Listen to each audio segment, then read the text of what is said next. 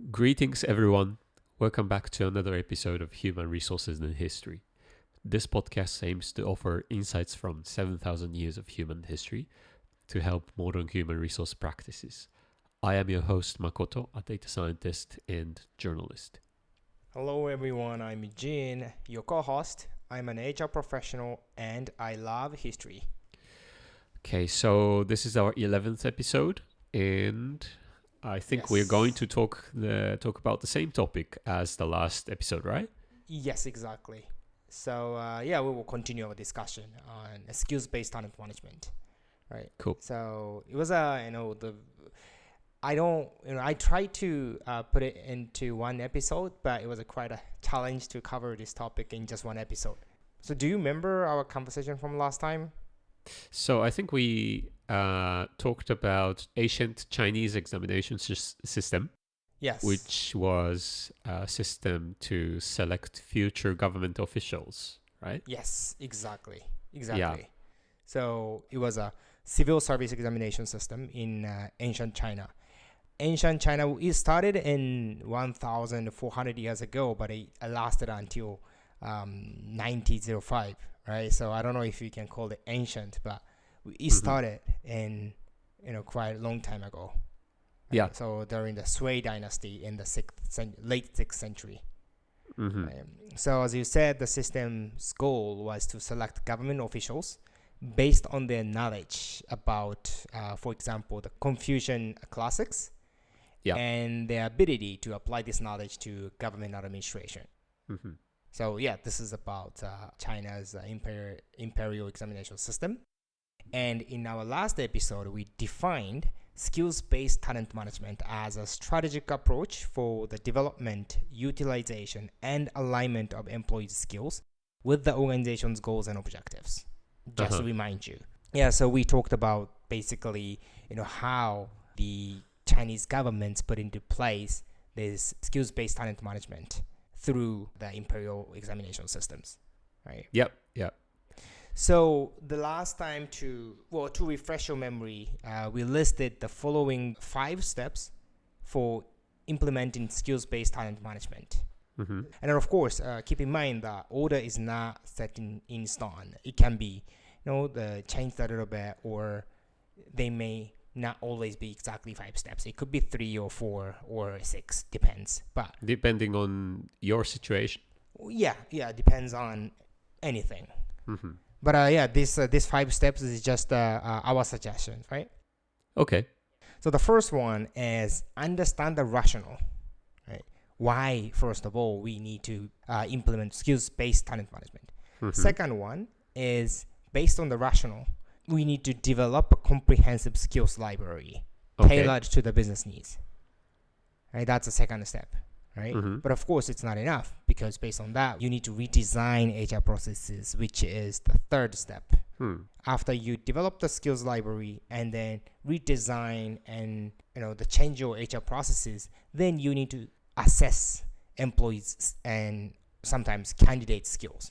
So that's the fourth step. And then the last step is continuously monitor the processes and assets, which is skills library or HR guidelines, etc. Okay, it's quite similar to what I normally follow in the software engineering realm. Like, you first need to understand why it's necessary to develop this kind of feature, and then you plan it, you develop it, and then after releasing, you have to monitor if there's errors or how people are using it and stuff like that. Yes. If there's something happens, it comes back to the first part again. To understand why you need to fix it, why you need to, add additional features and stuff like that. Yeah, exactly. What we do basically is the same thing, as you said, understand why, develop, and check. Interesting. This continuous process, right? So, and then today, so I listed up 5 steps, but today we will mainly discuss key considerations and frameworks that HR professionals and leaders should keep in mind for these steps, right? Of course, for example, we cannot just create a random skills library, right? Right. So skills library is sort of taxonomy that, like marketing skills, and under marketing skills, we have a lot of, different skills, right? I was going to ask, what is skills library, by the way? It's in a way, it's a list, right? Mm-hmm. So skills library can have several hundred to thousand skills. For example, like data analytics or cloud computing. Okay. What we're gonna talk about a little bit later, how to define each skill. But basically, in this skills library, you have a main skill category and then subcategory, and sometimes third layer.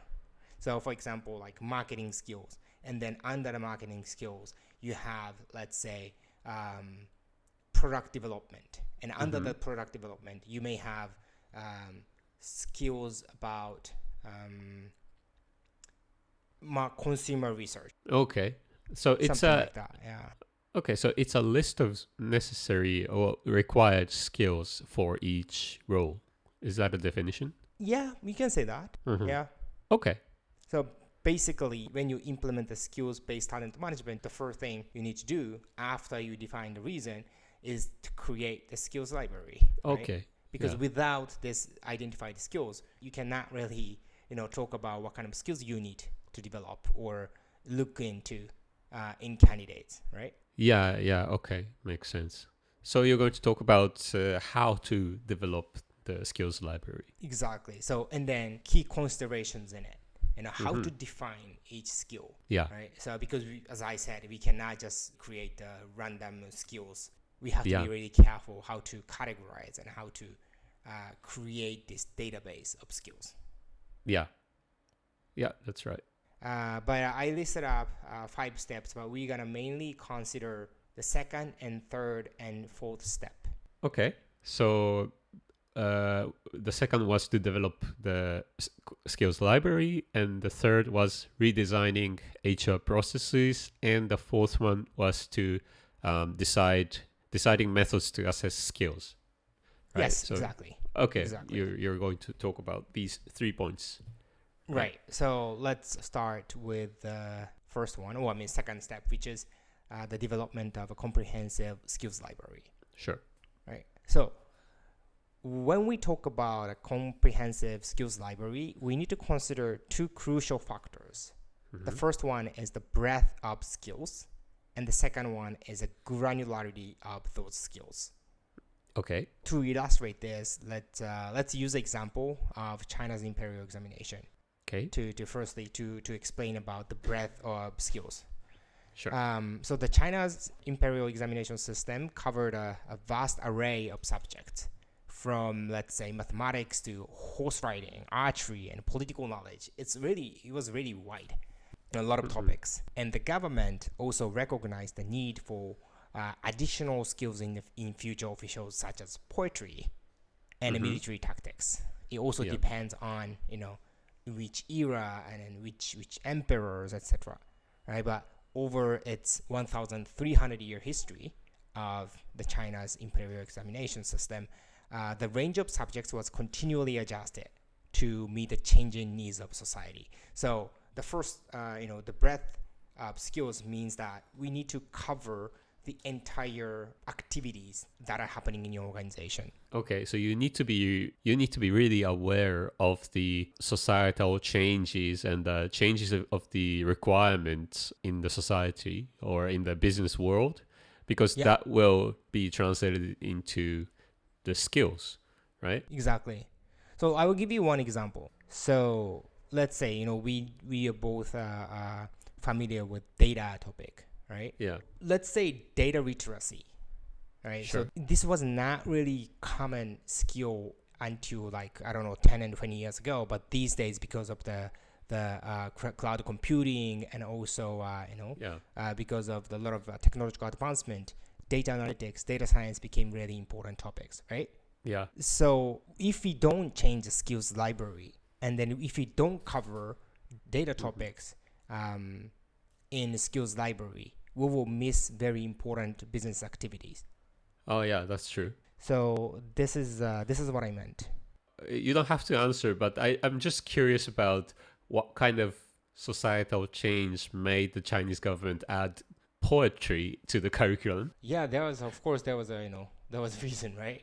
Yeah, because what kind of situation do you need to like write poetry as a government official. You remember we talked about Sugawara no Michizane? Yeah. And then Sugawara no Michizane, when he had guests from China, they exchanged the poetry. Oh, okay. So it was maybe the communications means. Yeah, exactly. So it's like one of the, I'm not sure, but considering the practices in Japanese history, I think, you can say that it's one of the communication methods.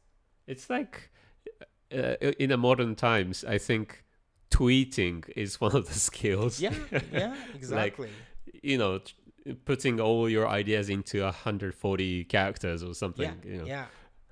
And then when you give a presentation, you may use a PowerPoint, right? And then use the slides and sometimes animations. So if you don't use that, sometimes it can be, if you just like read aloud the text on your memo on your hand, maybe people are like, oh, this guy or this girl doesn't know how to present, right? Yeah. And also poetry has a lot of information in it. So probably the government officials needed to remember, a lot of poetries, I guess. But that's a good question. Yeah, I was just curious. And then, they also have like horse riding, archery. Right. I think they are related to wars? Military, like wars and stuff, I guess. The skills library, again, has to cover the entirety of skills required to run the organization, right? Yeah. So that's the first part of the considerations to build a comprehensive skills library. Okay. The second part is the level of granularity. This is very crucial. This pertains to how specific the evaluation of a candidate's skills should be. Right? So let's use the Chinese government as an example. They might have considered skills like, for example, derive insights from history. So it sounds quite general. Or it could be a little bit more specific. Let's say the ability to compare different social and political systems. Or perhaps even more detailed, like the capacity to compare educational systems across different dynasties. So basically, the first, second, third skill I just listed up are more or less the same thing. But third one is more detailed, right? Yeah. So the question here is that, is it really the right level of granularity? So the first skill was derive insights from history. It's quite too general, right? Okay. But the third one, what did I say? Third one was like the capacity to compare educational systems across different dynasties. That's too granular, right? So I don't know. It really depends. Depends on your organization. It depends on your business. It depends on your level of the role as well, right? The higher the hierarchy, like executive levels, I don't think you need to have that detailed skills, but more general description of the skills would be more suitable. But basically in one organization you only have one skills library. Yeah, so that means the skills library should cover the activities that happen in the individual level. Okay. So for some executives, they don't need to use the very, very detailed skills, but still you need to create a more detailed skill to cover the individual contributors level. I think you could also make detailed skills library for the executives because there are specific skills necessary for the executives, right? Yes. When you say executives as a management, yes, you need to create detailed skills as a for management. Yeah. But again, it's important thing is that you don't want to create a lot of different skills library, right? Right. You need to have a single source of truth. But okay, let me give you the modern practices or modern examples, right? Sure. Okay, let's use the data as a skill category again. Okay. When you simply list data in your skills library, it will probably not provide any insight, right? So for example, let's say I have a skills data, What does it mean, right? Yeah, it depends, right? It could mean a lot of stuff. Yeah, so you wanna specify that, because otherwise, so this is also depends on how we're gonna talk about it later. Redesign HR processes, but when you use a skills library, you basically link each skill to individual employees. So for example, employee Makoto Miyazaki, so this person has skills, this skill, this skill, this skill, this skill. If we, HR or managers see your employee profile, and then they see Makoto Miyazaki skill, data, marketing, supply chain, it's not really, doesn't tell you anything. No, right? If you see only just the data as your skill, it could mean like data analytics, data science, data collection, or simply just like Excel. It could mean a lot of exactly stuff. We need to probably specify a little bit more. But on the other hand, if your skill library has skill such as building transformer models using PyTorch in Python, for example, it could be overly specific. Okay, I know what you mean. It will result in an unmanageable number of skills to manage, right? Okay. Imagine that you're a manager. You are trying to recruit someone internally, and you go to the person's employee profile and you see this skill. I think it depends. If a company is focusing on, let's say, computer vision AI product, like solely on this product, then building transformer models using PyTorch would be super relevant, and it must have this, the candidate must have this skill. But yeah, otherwise, in a general company, I think it might be too specific. It could lead a skills library to have too many skills, I think. Yeah, exactly. That's a very valid point. It really depends, right? Yeah. So if the data is not your core business, you don't probably have to identify that level. Okay, so what's the risk of having too many skills listed in the library? Yeah, so there are a lot of things, but so one use case, you link skills to a single learning item on the learning platform. Okay. Let's say Python fundamentals or something like that, right? And then you need to, so as a learning manager, you need to link skills to this learning item. Okay. So that learners or employees can easily understand what kind of skills they can develop by consuming this class, right? Imagine that you have like 100 skills related to Python, and then the learning manager needs to link all the skills. Right. Yeah, and then probably this learning course does not cover certain skills in the Python. So the learning manager has to go to the learning item and then check every single page, every single, sections, and then see if this course covers these skills about Python or not. So this is almost impossible because learning manager normally, as you know, they are not expert in every single tech skills, right? Okay. So they can't really know if this specific learning content covers what kind of Python skills. Okay, so the main reason that we should avoid having too many skills in the library is because of this, because of the learning managers. For the learning managers, it becomes unmanageable. Yeah, overwhelming workload. Okay. But that's one thing. It's not sustainable. But of course, for learners as well, you see a lot of skills in one learning item. You'll be probably be confused. Right. Right. That's true. Yeah. So, but if it's too few, then it doesn't say anything. All the data science course, SQL or whatever, or Power BI, everything is just data. Yeah. Then it doesn't tell you anything. Makes sense. So that is why it's really essential to determine the appropriate level of granularity and the number of skills. Yeah. To ensure your library remains manageable. True. That's the first part. Okay, so what was the third step? redesigning HR processes. Yeah, exactly. Okay. Exactly. I'm going to explain. Yeah. Well, like we're gonna talk about an hour or something like that if we continue with that pace. So probably I'm gonna pick up a little bit. Okay. Sure. Yeah.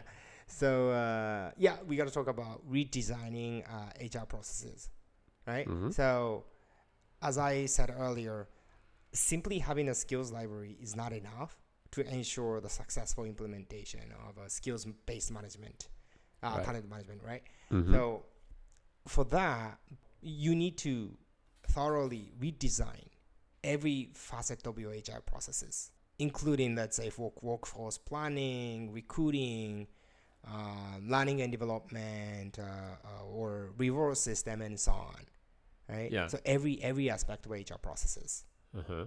right? If you don't change the process and just having a skills library, you cannot do anything, right? So true. In other words, you must identify clear use cases for the skills library. Mm-hmm.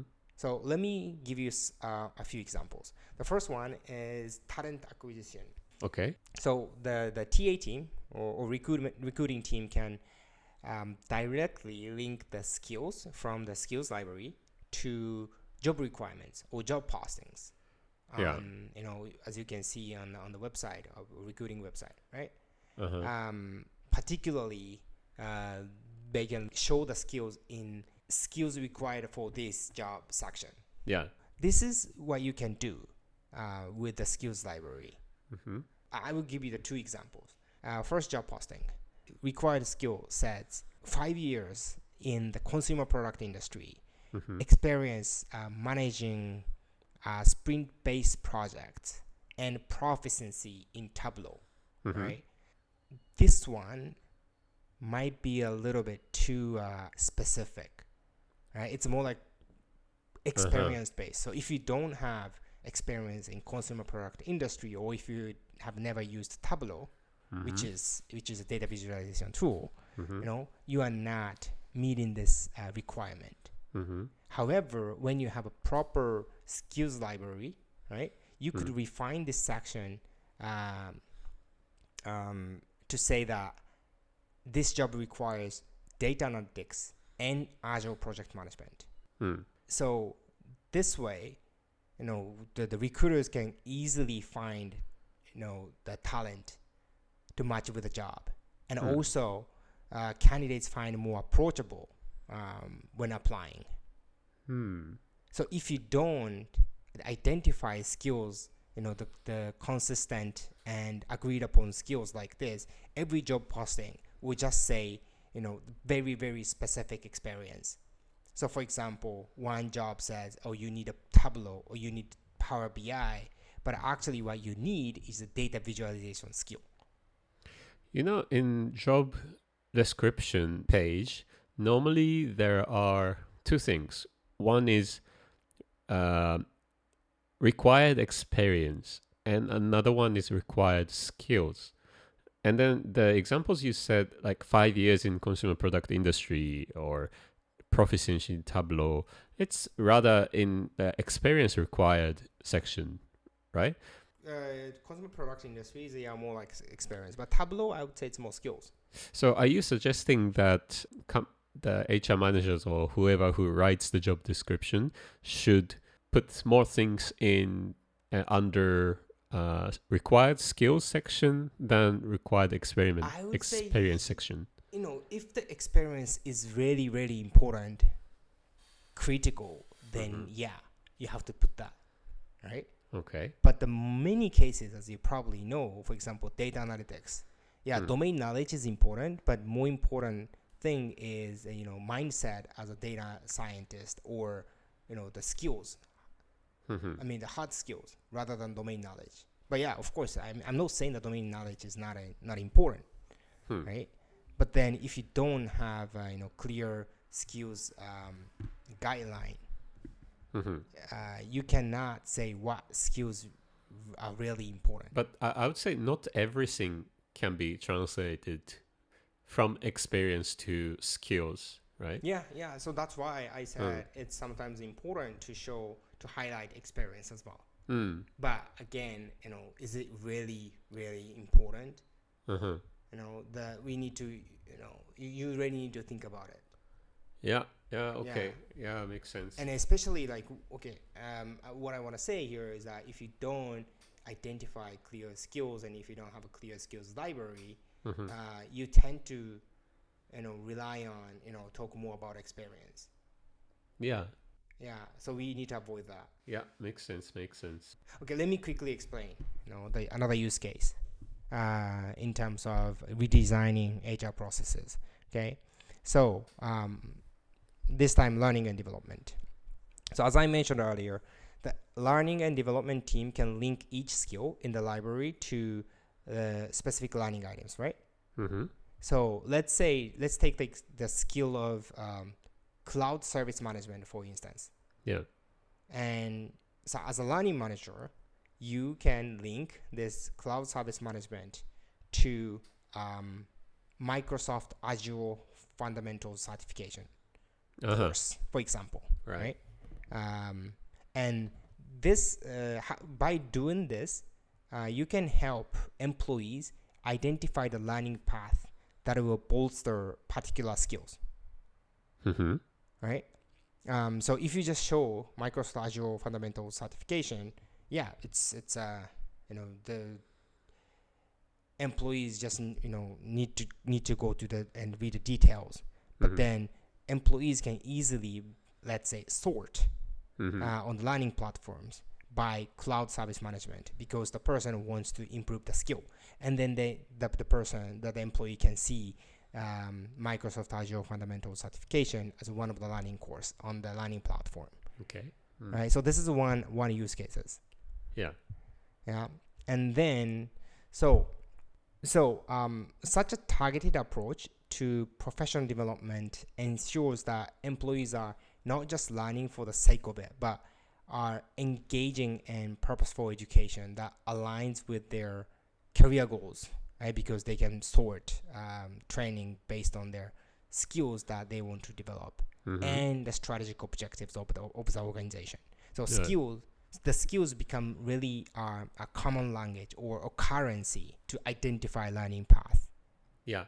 All right. So let's consider the imperial examination system of China, which had several milestones, right? So candidates or applicants would earn a basic degree called Tongsheng. I don't know my pronunciation is correct, but I'm just reading aloud. Tongsheng after passing the provincial entry-level examination.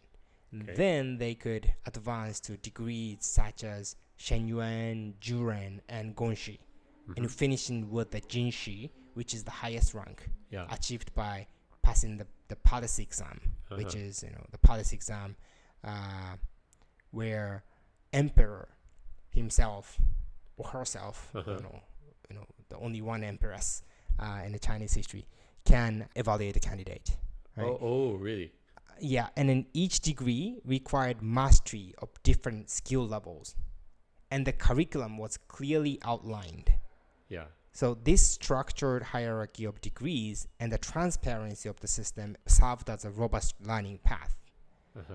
So, in other words, applicants can know what skills they need to develop to pass what levels of exam. So, and then they are very transparent. Okay. So this transparency and structured approach is very, very important, because if employees don't know what they need to develop and then what kind of learning topic they need to consume, they are just lost. They don't know how to develop the skills. True. Right? So the content of the exams was highly regulated by the government, and then curriculum remained very transparent with minimal changes over time. In the Chinese imperial examination system. So this consistency made it easier for candidates, applicants, or even educators, right? There are teachers for the imperial exam to prepare for the exams. Right? So likewise, learning and development teams' efforts to maintain an up-to-date skills library and corresponding learning items would bring clarity to employees' career paths and the evaluation process. And of course, it's nowadays the changes on the curriculum are much faster than those of China's imperial examination system. So I don't know if it's a good idea to keep minimal changes over time. You have to update it. But the essence here is to build a structured learning path using skills defined in the skills library, and then keep it transparent so that everyone understands what they need to develop and how. Oh, that's interesting. I think I like the fact that the transparency was assured, and it was I would say a fair system. Everybody knew what to study, what to prepare for a certain rank, and to pass a certain rank. It's really, I would say, like, it helps people to get motivated for taking exams, right? Yes, I totally agree. And they're motivated to develop their skills. Yeah, because let's say if there's a rumor about, like, for example, if you're from this family, you have high chance of getting passing the exam, or like, this kind of favoritism. If it exists, it would definitely demotivate the candidates, right? Exactly. So China's imperial examination system, their aim is to promote meritocracy. So if your company wants to promote meritocracy, you need to really have a fair and a structured process to develop skills, and then eventually process to promote people. Right. But the skills really help in that. So let's go to the next one, which is how to assess skills.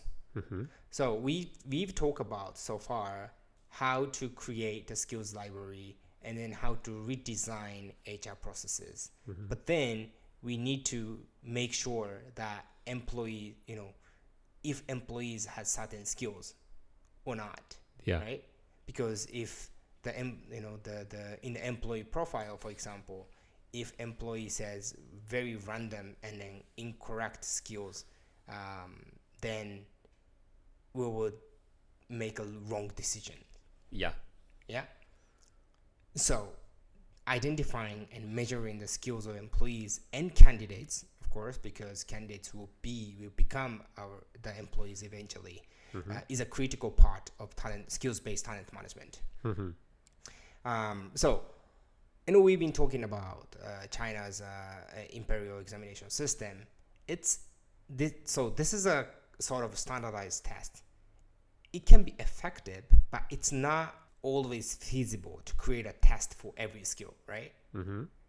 So HR departments need to devise fair and effective methods to evaluate the maturity level of each skill. It costs, and it's basically difficult to do exams and tests to assess if a person has certain skills or not.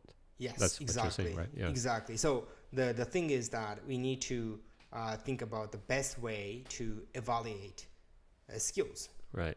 Most cost effectively, but also efficient way to evaluate everyone's skills. Yeah. So there are several ways to assess skills, and I'm gonna list up some, and of course each with its own advantages and drawbacks. There is no perfect solution, but let me list up several ways to assess skills. The first one is self-declaration. This is the simplest method, where individuals report their own skills on a learning management system or something like that. Okay. So it's easy to implement, but as you can see, its reliability can be questionable. You can lie. Exactly. Exactly. I heard several times that someone just put the skills and then rate the skill like max, like 5 out of 5. Right. So yes, it's a very it's subjective, and also, as you say, employees can lie. Yeah. But at the same time, it's the simplest, right? So it could be an option. The second one is peer or manager evaluation. This is a more reliable option that involves assessments by colleagues or supervisors, right? Compared to the first one. Right. But this approach also has some drawback because it requires robust process to ensure fairness and consistency. Still, this is subjective sometimes. And it also depends on the evaluator's own ability to accurately measure skills. Yeah, it's kind of difficult to standardize to have a non-biased evaluation. Yeah, but at the same time, if your peers or managers are very skilled, and let's say let's use data as an example again. But then if they know how to code, how to create the data pipeline, etc., and then they might evaluate you very well. Maybe they assess you more than you do. Right. So yeah, that's one of the ways. Okay. And then third one is interview. So this is commonly used during the hiring process, right? So the interviewer can assess a candidate's skills, but the problem here is that this method is typically limited to job applicants, and need to be well structured to measure skills effectively. And it's not realistic to interview every one of employee, I don't know, every 6 months or every 3 months. Yeah, that's to true. Holistically measure their skills. Yeah, also, it depends on the interviewer. Sometimes some people ask this question, some other interviewer asks different kinds of questions, and it's not a really standardized way of. Yeah, exactly. Exactly. So it's also related to the second one as well. Right. The manager evaluation or interviewer evaluation. Essentially, the person who evaluates should be really trained well. Yeah. So that they can evaluate the candidates or employees in a fair and a structured manner. True. So the fourth one is internal standardized assessment test. Okay. So this is similar to the imperial exam, right? Yeah. So this is a very effective method because these tests provide a consistent way to evaluate skills organization-wide. Yeah. Right. But then they can be costly and complex to develop and maintain. Oh yeah, definitely. It means to create an assessment test internally for certain roles, right? Or that's I don't know if any companies do this. Actually, yeah, some companies do. Really? For example, like retail companies with a strong in-store service. Okay. Yeah. Often have like a robust in-house selection and structured evaluation processes. So they really put a lot of effort in to evaluate people's skills. But the thing is, of course, they cannot do this to every single skill. Yeah, it's also costly to maintain, right? Because as you said, the needs changes over time, and you need to adjust it. Yeah, it's it's a strategic choice. Yeah. Of course, you need to, if this is your core competitiveness of your company, then you need to invest into it, and then you should not hesitate to update the skills library or assessment criteria. So, but this is one of the ways. And the last one is external certification. So using established credentials can be a reliable way to assess skills without developing internal tests, right? Yeah. So for example, like GCP, Google Cloud Platform certification, or project management professional, which is a project manager certification. There are a lot of certification. This approach can also mitigate biases. You mentioned earlier about biases from, let's say, recruiters, peers, managers, or interviewers. Yeah. Right. And the downside is that not all skills have corresponding reliable certifications. Let's take, teamwork or presentation or empathy as an example. These soft skills how can you? Yeah, it's like, do you want to have a certification for being empathetic? Yeah. What kind of test is it? Yeah, can you imagine someone who studies to pass this empathy certification? Probably the person is psychopath. Yeah. Yeah. So and also, you know, this method, like external certification, may not always align with the organization's specific needs. Right? Yeah, true. And passing exams doesn't necessarily translate to the ability to Yeah. perform the skills in your organization. You know, Yeah, that's organization specific context. that is true.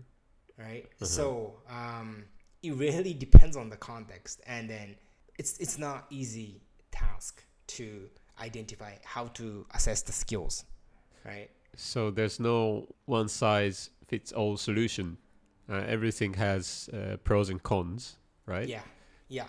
In my job field, data science, there are a lot of online certifications, Udemy and Coursera. There are so many, and they're always up to date.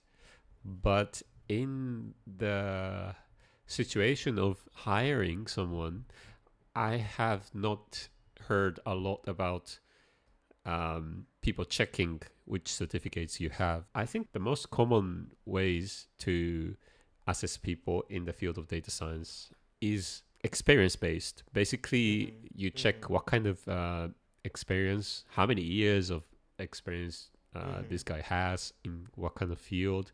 And after that, you ask technical questions. Yeah.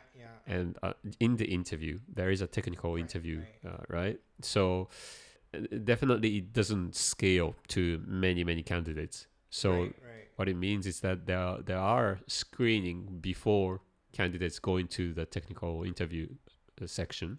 And I think the first screening is based on the school name, or if this person is coming from someone's connection or stuff like that. It's definitely not 100% fair system. But yeah, that's how things work in my field.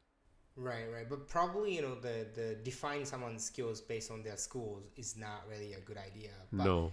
You said interview, right? Yeah. So I think to assess data science skills, like peer reviews or managers review or interview might be a good way to assess, right? Yeah, I think so. A good interviewer knows good questions to really assess technical skills. Even without coding exam, if you're a good interviewer, you know how to ask questions to really assess the skills. Right. So the skills of interviewers to assess skills is also important. Right. So, but then is it really realistic to train every single person in your organization to be able to assess skills very well? Or maybe it's possible. It's maybe possible. Yeah. There was a documentation in my previous company about how to interview. But it's still difficult. Yeah. So, of course, it depends on your company specific context. But I think the most realistic or probable branded approach is to use self-declaration as a base. But then for some skills, you can also use peer and manager evaluation and external certification. Yeah.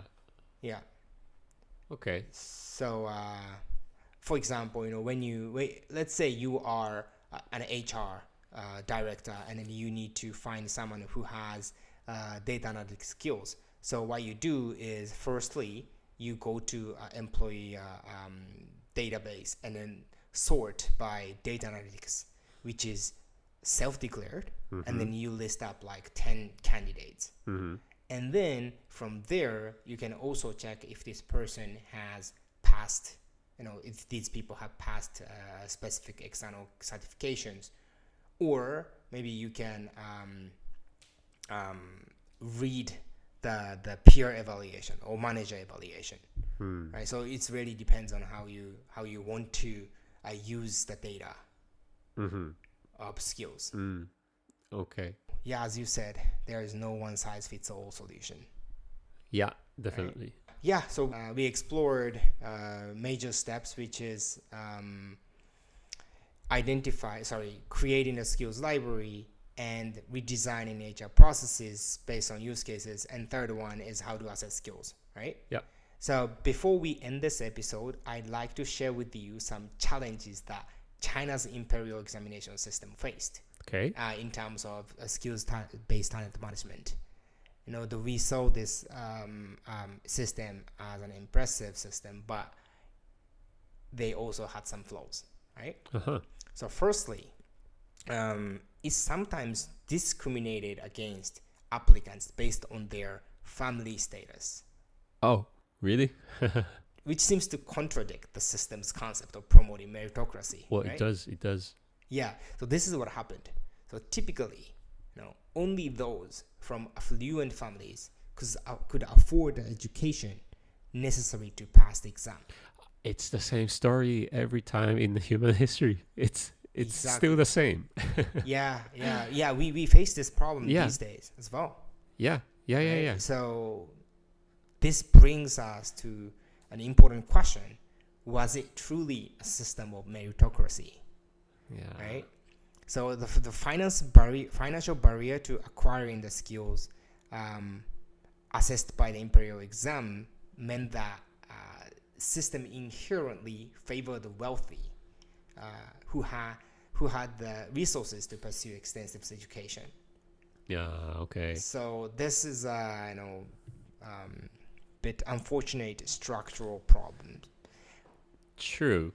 Yeah. I guess nowadays it still exists, but I think it's getting better because of as long as you have the internet nowadays, you have access to some sort of education, and a lot of online contents are free and you can learn a lot of stuff. Still, not everything is free, and you need to have a financial source to take a good education.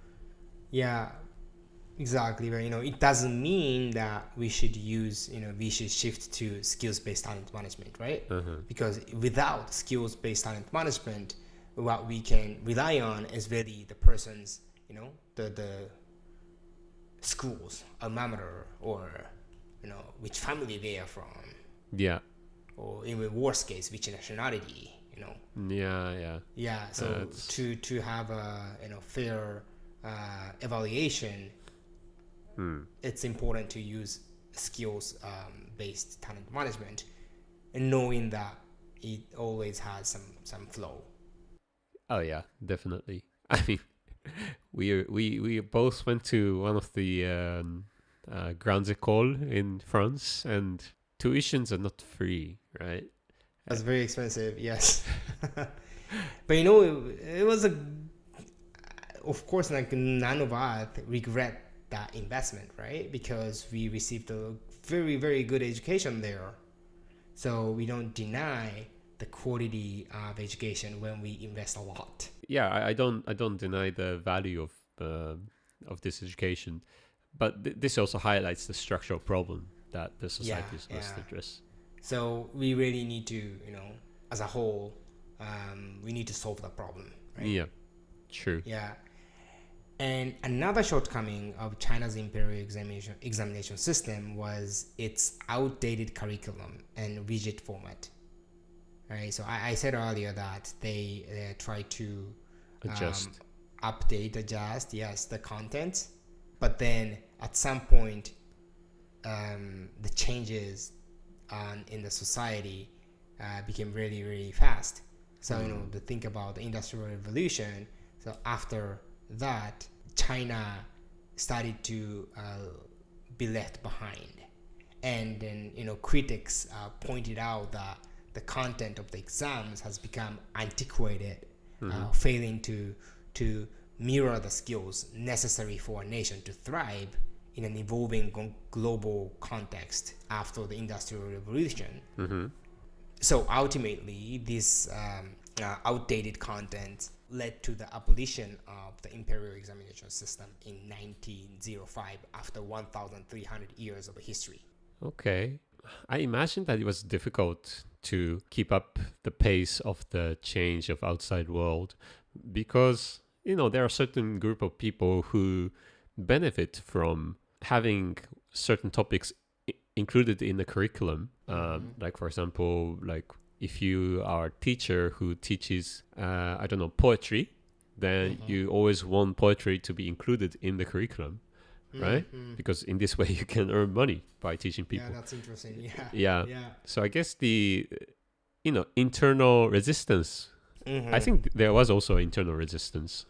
Yeah. Politics come into play. Yeah. But the change outside of the world was too fast, and it had to be abolished at some point. It's a really interesting story. Yeah. It's actually, I heard a story about one company where that tries to implement skills-based talent management. So all the learning directors from each function came to one place, and they discussed how the skills library should look like. Yeah. Right. And then the discussion was like, we should, put this skill into the skills library because this is important. Everybody said that, right? Because basically their job is to promote their, skills in their own True. domain, right? So this, politics is very, important part of that, for sure. That's inevitable. Yeah. But it doesn't mean that we should not implement skills-based talent management. No. It's really important for each employee to stay updated about market trends, because the learning path or skills library that your company decides is not always up to date. So it's ready for each employee to keep up with the market trend by themselves. Yeah. Well, I think the promoting and nurturing this kind of a learning culture within the organization makes the organization stronger, and yes, as a whole. totally. Yeah. And to that, in that sense, I think the learning and development team has a very crucial role. Yes. Yeah. I would say it's the most important role for any learning and development team, to create and then nurture the culture, a learning culture. Yeah. Right? Because their role is to, of course, identify and update the skills library, and then identify use cases, and then redesign their HR processes, and then assess skills properly. But the market or society changes way faster than we do. True. Right? So how can we do that? Each employee should take the responsibility and take initiative on their career development and skills development. Yeah. So both efforts, from both sides, L&D and each employee are really crucial. Yeah, I couldn't agree more. I think that was the really good wrap up of this episode. We have spent 2 episodes talking about skill-based talent management and how to implement them, and the essential factors to consider for each step. So what are we going to talk about in the next episode? Yes, so we will continue our exploration of China's imperial examination system. Now we are really a big fan of this system, right? Yeah. But next time we will draw insights about the candidate experience. Okay. Not the skills-based talent management. Of course, these are intertwined in a way, but our main focus on the next episode is on the candidate experience. Okay. And the historical parallel we're gonna mention is the Taiping Rebellion in the mid-19th century in China. Oh, sounds interesting. Yeah, do you know this Taiping Rebellion? I think I heard of it. We're gonna delve into that next episode. Yeah. So if you are, our listeners, if you are interested in the Taiping Rebellion, you can review before. Okay, then looking forward. So let's stay tuned for next episode. Thank you very much, everyone, for listening today, and see you next time.